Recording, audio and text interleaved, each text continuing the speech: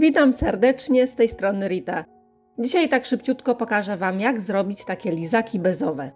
Zanim przejdziemy jednak do przepisu, chcę zaproponować osobom zainteresowanym kurs cukierniczy.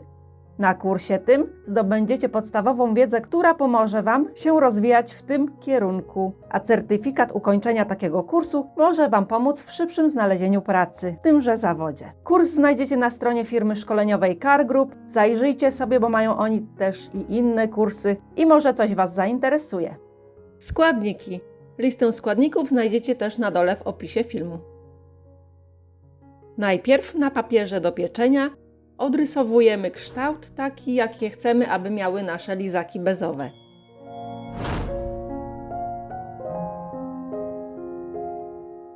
Następnie poprawiamy ołówkiem odrysowany kształt, żeby był bardziej widoczny. Odwracamy papier do pieczenia i na tej właśnie stronie będziemy nakładać bezę. Do misy miksera wlewamy 3 białka o temperaturze pokojowej. Ubijamy na najwyższych obrotach miksera, aż uzyskamy pianę. Gdy utworzy się piana, wsypujemy 150 g cukru. Cukier wsypujemy stopniowo, łyżka po łyżce.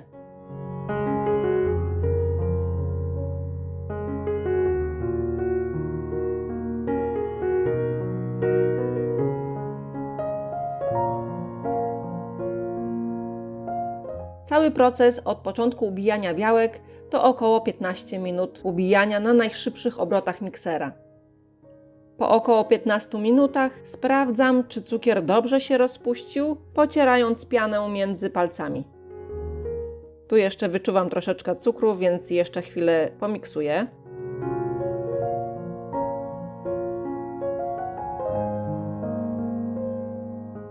Sprawdźmy teraz.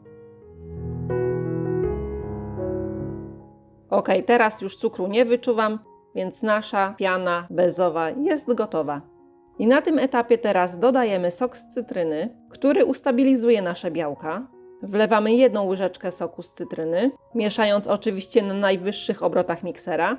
I jeżeli chcecie, to możecie też dodać jakiś aromat.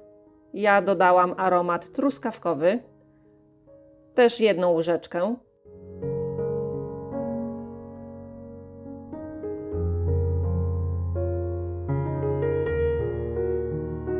I nasza piana już jest gotowa.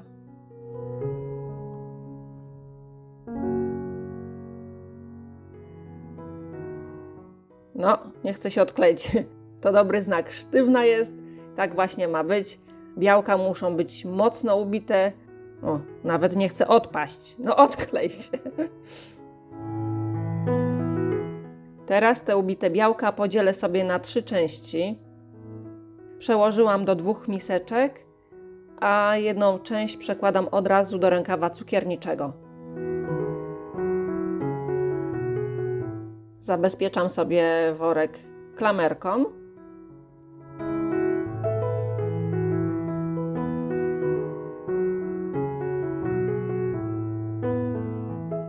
I teraz tak, do 1 części ubitych białek dodaję dużo barwnika różowego, do drugiej części daję mniej, żeby mi wyszły 2 odcienie różowego koloru. Tą część wymieszałam byle jak, a drugą część wymieszałam dobrze i dodałam też więcej barwnika, tak żeby był ciemniejszy kolor. I te różowe kremy też przekładamy do worków cukierniczych, do rękawów cukierniczych. I nakładamy sobie tylki takie, jakie chcemy. Ja mam tutaj tylkę 1M Wiltona, a druga tylka jest taka, nie wiem jaki to jest numer. Ale dajcie sobie jakie tylko chcecie tylki. Także przełożę teraz te kremy do woreczków i zaraz wracam. I takie oto mam kolory. Biały, jasnoróżowy i ciemnoróżowy. I teraz tak, papier do pieczenia przyklejamy na krem bezowy do foremki. Robimy to po to, żeby nam się papier nie przesuwał podczas nakładania naszej bezy na papier do pieczenia. Najpierw nakładamy trochę kremu i przyklejamy patyczek. To jest taki patyczek do szaszłyków. I na górę patyczka też wyciskamy bezę. I robimy sobie teraz jakie tylko wzorki chcemy. Mogą to być róże, kleksy, rozetki, co tylko chcecie.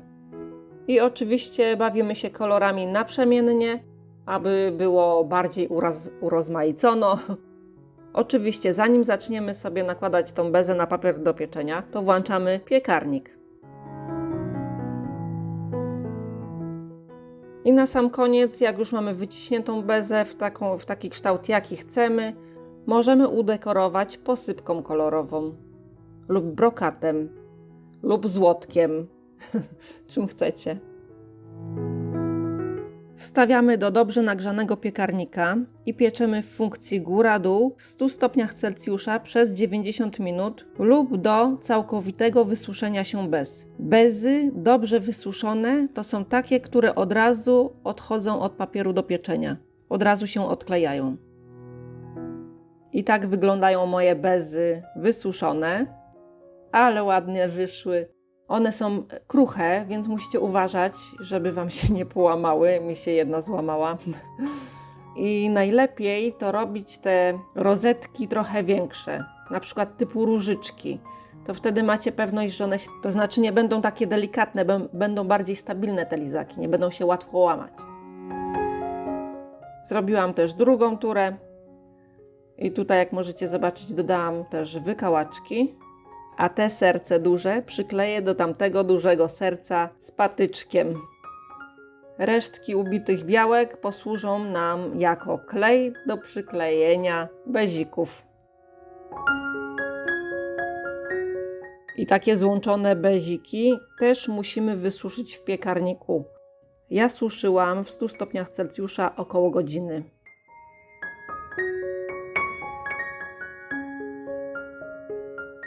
I tak oto prezentują się moje bezy. Przypominam, że trzeba to robić delikatnie, bo bezy są kruche i mogą się łatwo połamać. Tak jak mi się jedna złamała, ta duża mi się złamała. Ale całe szczęście zdążyłam nagrać przebitkę do filmu i dopiero później mi się złamała. No nic, kochani, dziękuję Wam ślicznie za oglądanie. Ja się z Wami żegnam i pozdrawiam gorąco. Cześć!